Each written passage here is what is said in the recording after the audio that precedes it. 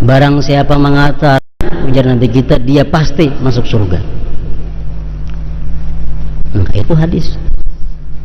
Ini luasnya rahmat Allah yang bisa menumbuhkan kita berharap kepada Allah Subhanahu wa ta'ala.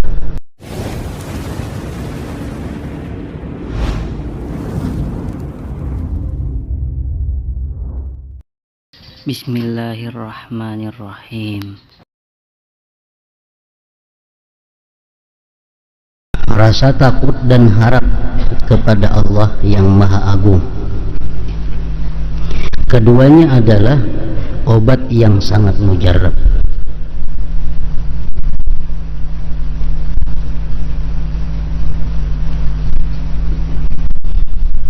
Orang-orang yang suka maksiat itu paling mujarab diobati dengan khauf, dengan takut.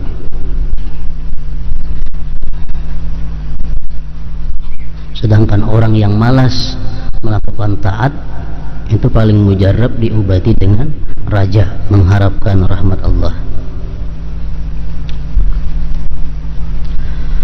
Takut atau khauf artinya adalah penderitaan dan rasa sakit hati yang timbul karena memikirkan kedatangan sesuatu yang tidak disukai. Itu artinya khauf, pengertian takut. Umpamanya esok orang datang menagih hutang,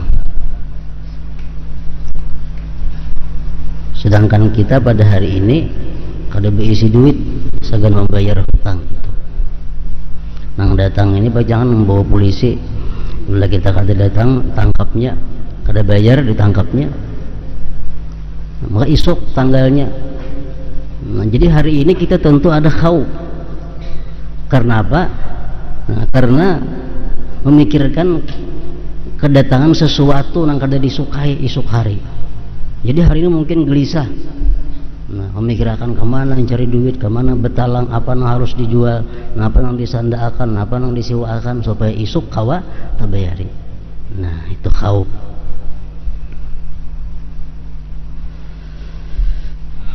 Sedangkan harap, raja, adalah ketentraman dan kebahagiaan hati yang muncul karena menunggu kedatangan sesuatu yang menyenangkan. Esok raja pajang datang ke rumah kita membawa hadiah. Nah, tentu kita hari ini menunggu esok, hati kita bahagia, hati kita senang, dan kita bekerja, berusaha membersihi rumah, menghiasi rumah untuk menyambut kedatangan raja tadi. Nah, itulah ngarannya harap di sini.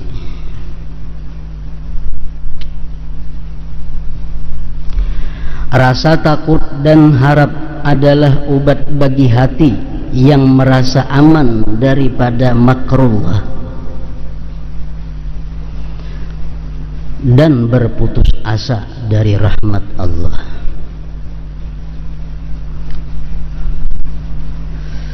Orang yang merasa aman daripada perdaya Allah, makrullah, perdaya Allah, merasa aman, itu diobati dengan khauf. Sedangkan orang yang berputus asa dari rahmat Allah itu diobati dengan raja, mengharapkan keluasan rahmat Allah.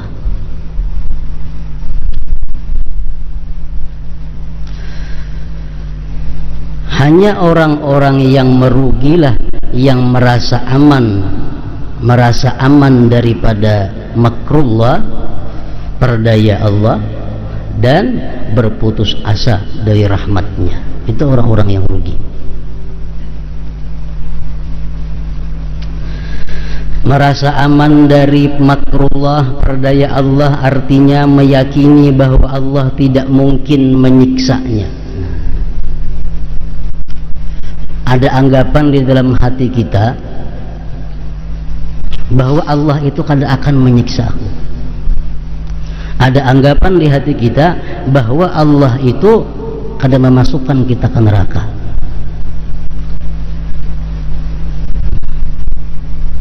Ada anggapan bahwa kita mati husnul khatimah. Nah, ini ngarannya adalah aman, merasa aman dengan tipu daya Allah. Yang kalau kita dalam hati ada merasa demikian, hati rasa masuk surga, hati rasa matinya husnul khatimah, hati merasa bahwa dia selamat daripada api neraka. Kalau ada rasa-rasa yang macam itu mesti diobati dengan khauf, dengan takut kepada Allah.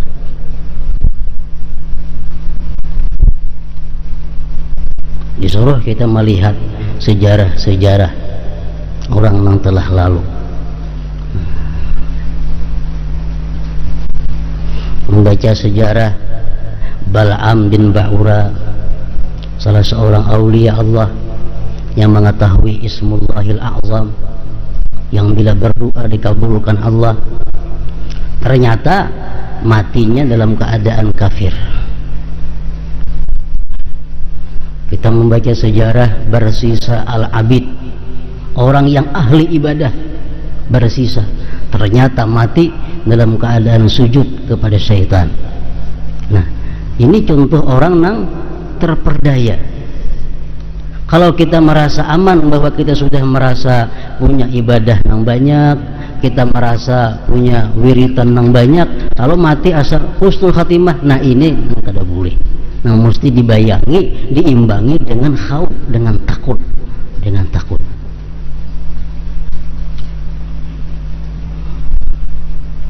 Salah seorang khadamnya Rasulullah sallallahu alaihi wasallam yang bernama Karkarah, ini orang yang berkhadam kepada Rasulullah. Rasulullah perang 4 perang. Kemana Rasulullah? Keluar 4, membantu Rasulullah. Dalam peperangan Karkarah mati berperang. Berperang 4 lawan Rasulullah. Karkarah ini mati dalam perang, mati syahid hitungannya nih. Mana pembantu Rasulullah, mana matinya dalam berjuang fisabilillah bersama Rasulullah. Ternyata Nabi mengatakan huwa finnar, dia masuk neraka. Nabi mengatakan dia masuk neraka. Kenapa sebabnya? Karkarah ini orang yang berkhadam kepada Rasulullah, yang 4 berjuang bersama Rasulullah, matinya mati syahid, dibunuh orang kafir. Ternyata ujar Nabi huwa finnar, dia masuk neraka. Ternyata dia menyembunyikan 1 lembar pakaian daripada harta ghanimah, harta pampasan perang. Dia hanya mengambil 1 lembar baju daripada harta negara. Harta ghanimah itu pampasan perang milik negara yang berhak membagi Rasulullah. Ada si Karkarah ini kada menyalip sebuting, mati. Nah, jadi di sini kada kelihatan mana jasanya membantu Rasulullah, mana jasanya ikut berjuang dengan Rasulullah. Ternyata hanya dengan mencuntan selembar baju dia sudah masuk neraka. Nah, ini keadilan Allah. Kalau kita melihat sejarah-sejarah yang macam itu, pasti kita kada akan merasa bahwa kita ini husnul khatimah, kita masuk surga, kita selamat dari neraka. Nang kita andalkan cuma amal ibadah kita nang kita lakukan nang macam wah ini. Nah, apa ada keunggulan kita maka kita yakin maka husnul khatimah? Apa yang kita unggulkan, kita beranggapan kita masuk surga? Apa ada keunggulannya? Mana lawan Karkarah tadi, mana lawan Bal'am, mana lawan Barsisa ibadah kita. Nah, jadi ini obat untuk mereka-mereka yang merasa bahwa dia sudah husnul khatimah, dia sudah surga, dia sudah selamat dari api neraka.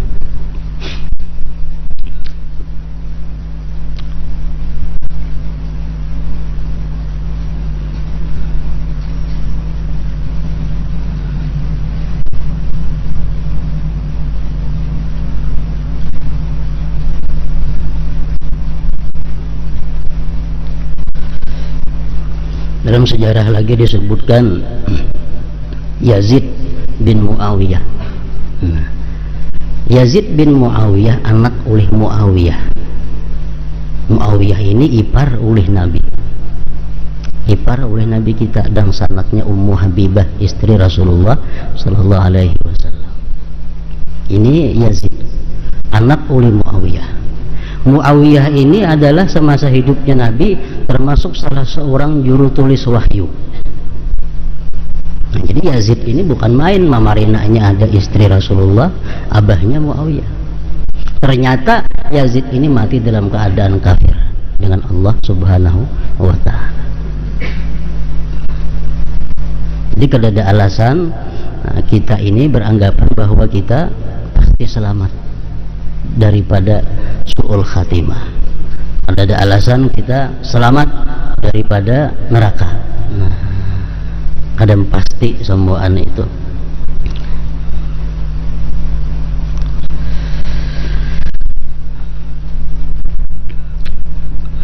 Merasa aman daripada makrullah artinya meyakini bahwa Allah tidak mungkin menyiksanya. Itu khauf obatnya itu.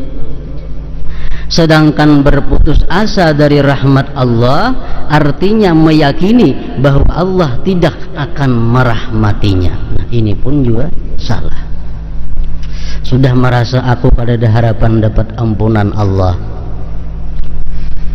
merasa bahwa kada ada harapan aku masuk surga, merasa kada ada harapan aku husnul khatimah. Nah, ini pun salah. Ini mesti diobati dengan raja, dengan mengharap keluasan rahmat Allah. Ada hadis cerita seseorang yang membunuh 100 orang, 100 sikung dibunuhnya. Ternyata yang membunuh 100 orang ini, begitu dia tobat dan hendak menuju tempat di mana orang-orang baik berkumpul, mati di tengah jalan, diampuni oleh Allah Subhanahu wa Ta'ala dan dibawa kepada ahli surga. Padahal dosanya 100 orang nang dibunuh. Kan membunuh seekor orang aja, membunuh 10 orang aja, jangan berputus asa daripada rahmat Allah. Nang membunuh 100 nyawa pun dapat rahmat Allah, asalkan mau mengharap.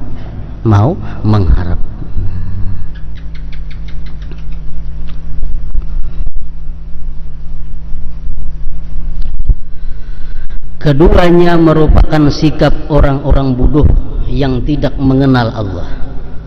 Kalau kita merasa yakin kita selamat, atau kita beranggapan kada ada harapan selamat, nah itu sikap orang-orang bodoh yang tidak mengenal Allah.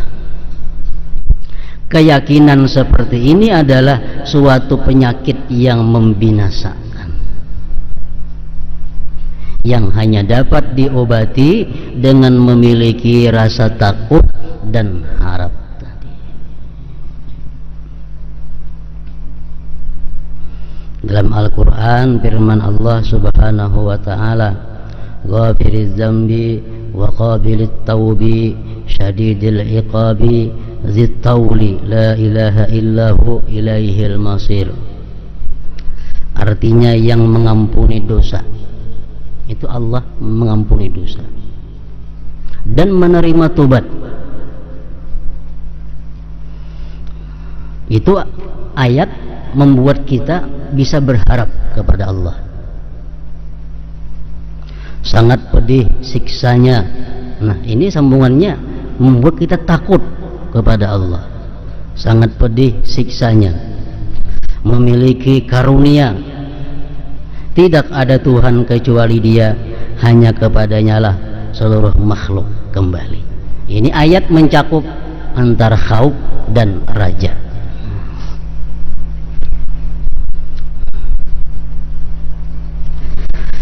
Hati akan merasa sakit dan menderita ketika membayangkan betapa kerasnya siksa Allah Ta'ala.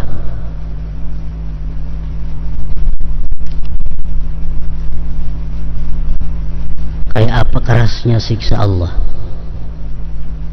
Dibayangkan Rasulullah SAW menyatakan, narukumul lati tuqidun juz'un min sab'ina juz'an min nari jahannam.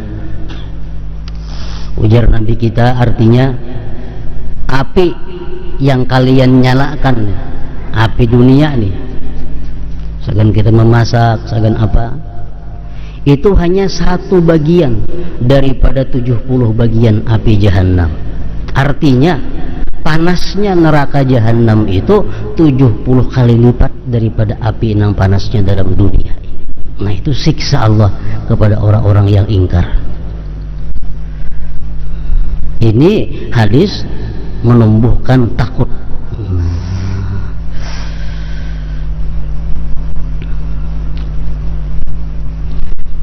Diriwayatkan bahwa Rasulullah bersama para sahabat dudukan.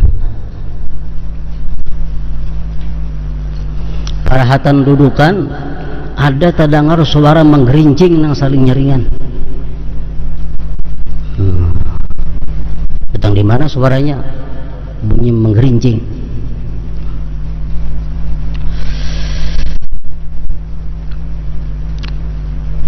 Ujar Nabi, kamu tahulah bunyi apa nang tadi?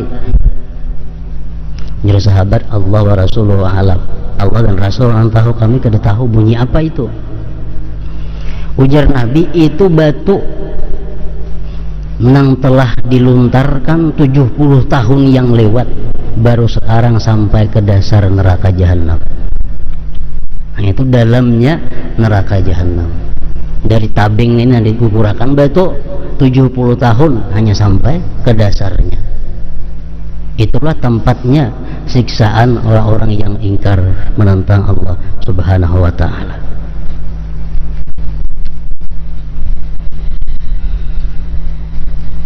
Kalau kita membayangkan, tentu merasa sakit hati. Dalam hadis lagi Rasulullah mengatakan, artinya ujar Nabi kita, andai kata di masjid itu terkumpul orang 100.000 atau lebih,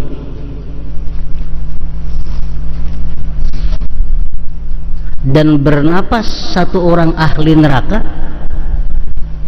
niscaya terbakar ke 100.000-nya itu, hangus kepanasan, hanya napasnya orang neraka.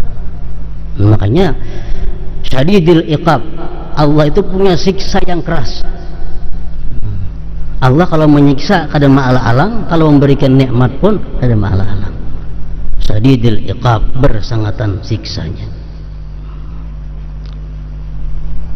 Bila kita baca ayat-ayat seperti itu, sedangkan kita merasa ada maksiat, ada salah lawan Tuhan, tentu ada timbul rasa sakit di dalam hati kita. Nah, itu ngarannya khauf.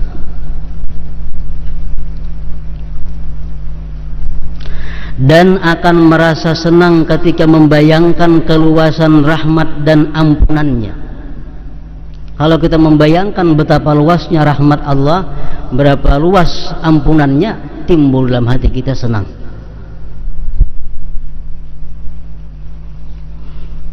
Dalam hadis Rasulullah mengatakan, idza maridal abdu thalathata ayyam kharaja min dzunubihi kayaumi waladathu ummu. Ini keluasan rahmat Allah dan ampunannya. Ujar Nabi kita, apabila garing seorang hamba itu 3 hari, 3 hari garing cigar, maka dia keluar daripada dosanya seperti bayi yang baru lahir. Nah, kalau kita mendengar itu dan kita biasa garing 3 hari lebih, tentu akan timbul gembira di hati kita dan mengharap kepada Allah.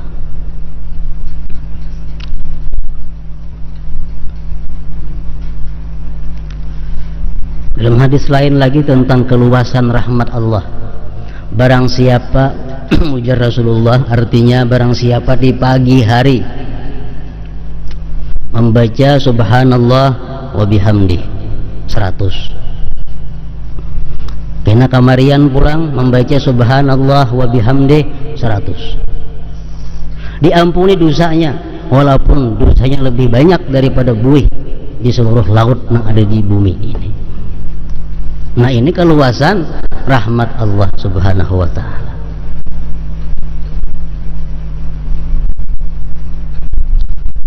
Ada lagi hadis mengatakan, barang siapa mengata raditu billahi rabba wa bil islami dina wa bi muhammadir rasula,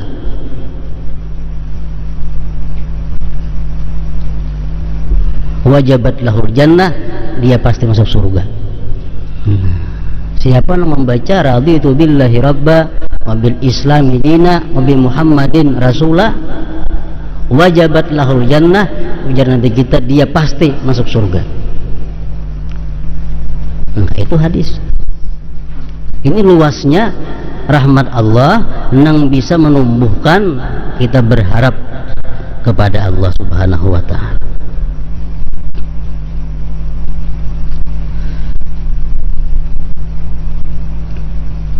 Ada lagi dalam hadis Rasulullah mengatakan, barang siapa membaca akhir surah Baqarah di pagi hari, dia baca akhir surah Baqarah, lalu dia mati pada hari itu,